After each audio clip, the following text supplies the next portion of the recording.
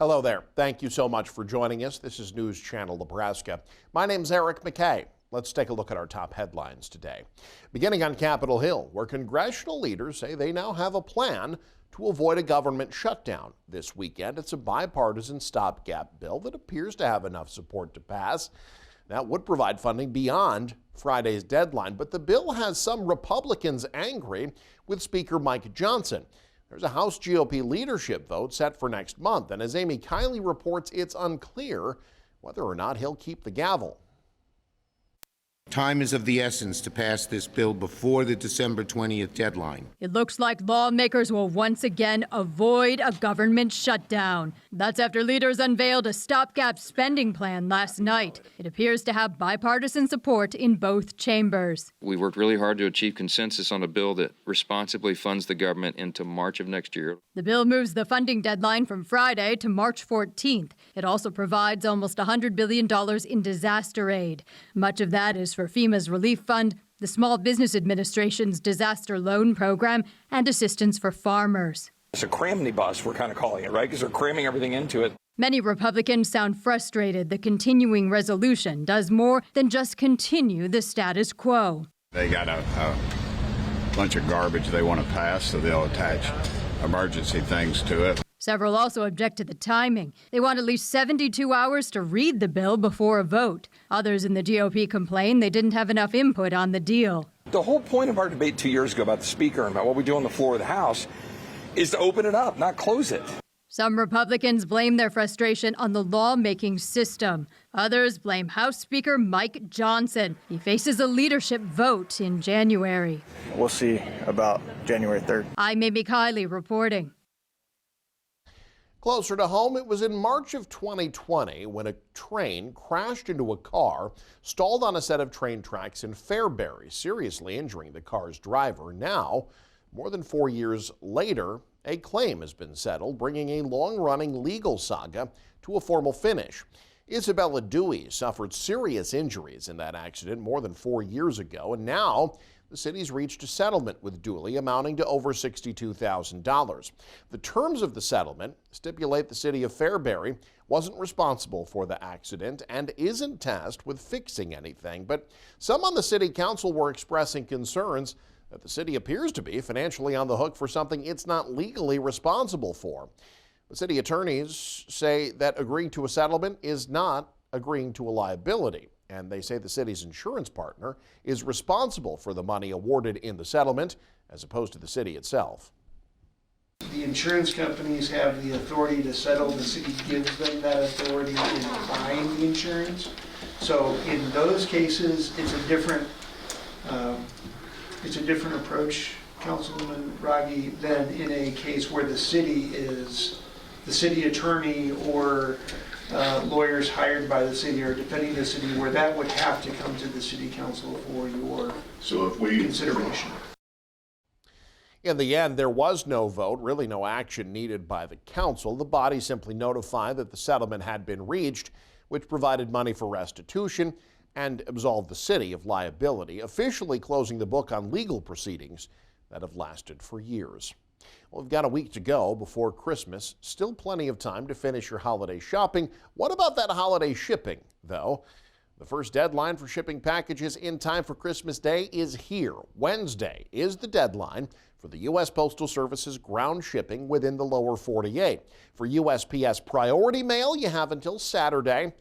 The deadline for UPS Thursday, it's Monday with next day air. And for FedEx, if you're willing to pay for it, you can cut it as close as Christmas Eve with same-day shipping. This is, for many, the most wonderful time of year. It can also be a stress, though, for special needs families. Things that create holiday magic for some can be challenging for others.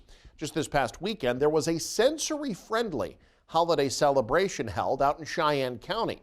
And as Karen Kafa reports, it's a trend that's catching on nationwide.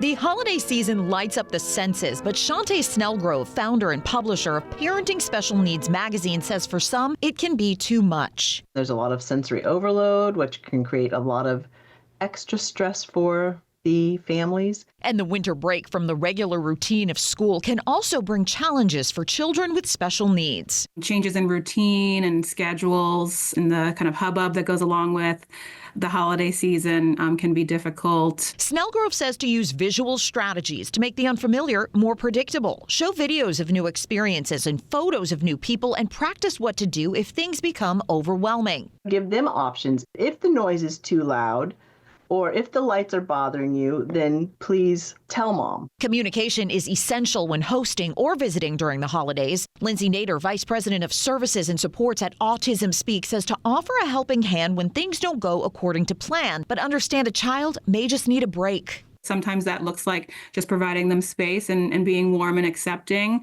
and understanding that, just because someone's having a tough time doesn't mean the entire experience is over for them. And in addition to managing a child's expectations for a new place or event, adults should manage their own for the season. It's really important to remember that you need to celebrate all successes, and the celebrations might need to look a little bit different and should focus in on what works best for that child. In Washington, I'm Karen Kafa. With the holiday season approaching, bringing cheer and warmth to many, there's a special program that's making a difference for those in assisted living care who might otherwise feel forgotten. Hanky Hazelton has details on Home Instead's Be a Santa to a Senior initiative that's spreading joy by providing unexpected gifts to seniors, ensuring they get a heartfelt reminder they're not alone this Christmas.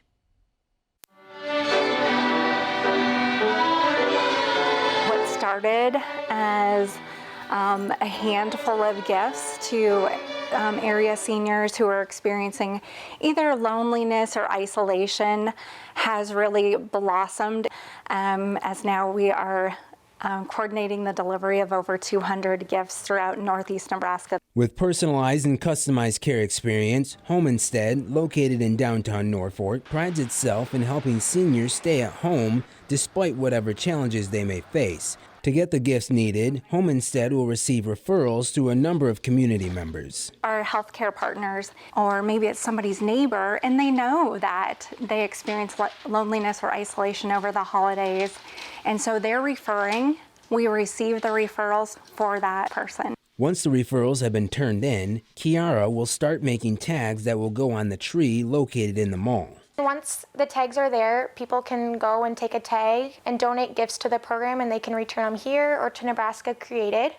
And then once I get the gifts, I have them all spread out by separate towns, and then I create a delivery route. Kiara said, with the hustle and bustle of Christmas time excitement, it's hard not to think about what we might want, but Christmas time should be so much more than that. It's more than the gift that they receive. Most of these people just love to see somebody show up to their house and just say hello and talk to them for a little bit, because they maybe won't get that over the Christmas holiday. Whether you donate something to Home Instead for our program or not, if you can just look around and bring somebody a little more holiday cheer, that's really what truly matters. In Norfolk, Hanky Hazelton, News Channel, Nebraska. And as we grow older, the holidays can take on a different meaning, especially for those who've had to leave the comfort of their homes and move into assisted living or nursing care. But in Valentine, there's a facility going the extra mile to make sure its residents don't just remember the magic of the season, but also feel and taste it. Casey Wannenberg takes us to this week's Peanut Brittle Battle. The holidays look a little different for Jean Stolzenberg. The 85-year-old recently moved into an assisted living facility in Valentine to get away from snowstorms on the ranch. But instead of dwelling on what's changed, Jean's quickly made this a home for the holidays. This is fudge. Complete with plenty of seasonal sweets. This is haystacks. She decided to enter her peanut brittle into a competition this week at her new home. The appearance was pretty good. Cherry Hills Estates. To reminisce and look back through your recipes and trying to carry those traditions on, get the granddaughter in the kitchen with you. People from throughout the community could compete as far as what it's judged on: appearance, flavor, and texture. Pretty good. to keep people from being isolated. And it's very simple for that to happen even in a facility like this. You know, they just don't want to come to activities. It's just easier to stay home and watch TV or read a book. And we really are social creatures. You need that socialization, even if you don't feel good for the day. How about you, Pat? If you can't make it with chocolate chips and marshmallow cream, I'm lost. Cherry Hills is whipping up more than just sweets.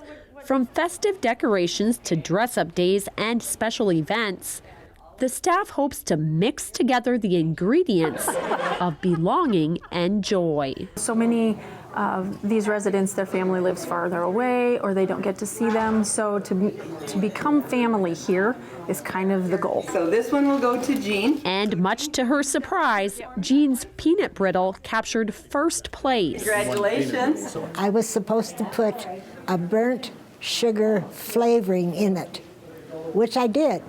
And it's an old recipe, so. An oldie but a goodie, and just one of her sweet spots this holiday season. The holidays this year are really good for me because my first great-grandchild is going to celebrate Christmas with me. A recipe for a happy holiday season. There you go, 1, 2, 3. In Valentine, Casey Wannenberg, News Channel, Nebraska. There we go. All right, thank you. There's some holiday happiness in your news today. You can stay up to date, though, with the very latest by following us online. Head to newschannelnebraska.com. Click on the news tab there. You can also follow us on X, like us on Facebook and Instagram as well. Thanks for joining us. Have a great day. This is News Channel Nebraska.